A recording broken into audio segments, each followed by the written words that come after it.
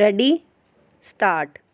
But according to the medical evidence, injuries on PW2 were caused on the evening previous to the morning of June 24 stop.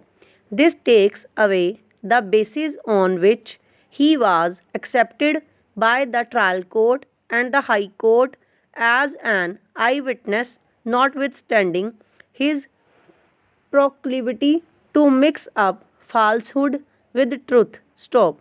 A substantial part of the prosecution story has been disbelieved, and the conviction of the appellant rests solely on the testimony of PW2, who, as observed by the trial court, does not seem to have particular respect for truth and had mixed up falsehood with truth. Stop.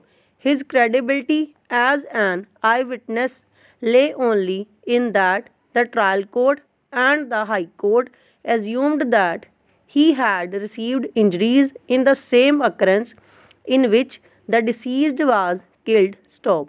That assumption does not appear to be very sound and is not borne out by the evidences on record. Stop. Para.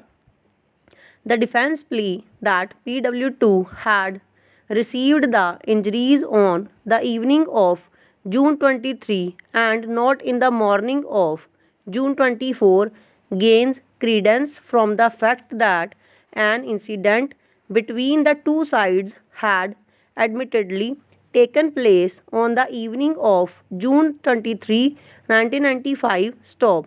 In the face of this admitted position and the medical evidence, it is difficult to accept that the injuries found on the person of PW2 were received by him in the morning of June 24. Stop.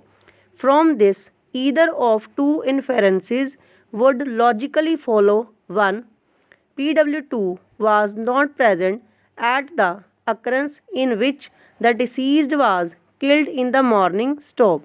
The occurrence in which the deceased was killed did not take place in the morning of June 24, and he was not killed in the manner as suggested by the prosecution. Stop. Both the inferences are equally damaging to the prosecution case. Stop.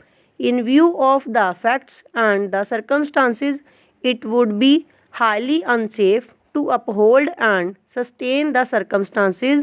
It would be highly unsafe to uphold and sustain the appellant's conviction for the offence of murder, and the prudent and safe course would be to give him the benefit of doubt. Stop. Accordingly, he is acquitted of the charges under section 302 and 324 IPC. Stop. Para. The next appeal is directed against the judgment of the Punjab and Haryana High Court in Criminal Appeals numbers 201 of 1996, confirming the appellant's conviction under section 302 of the Penal Code and life imprisonment. Stop. Over.